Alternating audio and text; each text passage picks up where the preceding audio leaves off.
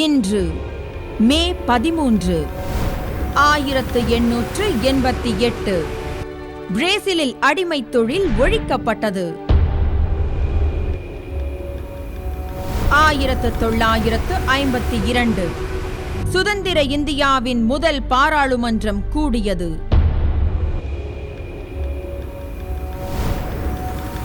2001 திமுக தலைவர் கருணாநிதி தாம் போட்டியிட்ட 10வது பேரவைத் தேர்தலில் வெற்றி பெற்றதன் மூலம் தமிழக தேர்தல் வரலாற்றில் தோல்வியே காணாதவர் என்ற சிறப்பை பெற்றார்.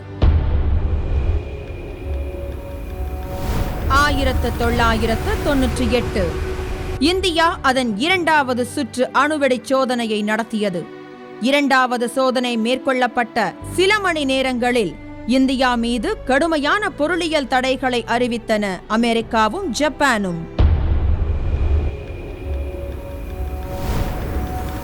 2006 தமிழக சட்டசபை தேர்தலில் கருணாநிதி தலைமையிலான திமுக வெற்றி பெற்றதைத் தொடர்ந்து தமிழக முதல்வராக கருணாநிதி பதவியேற்றுக் கொண்டார்.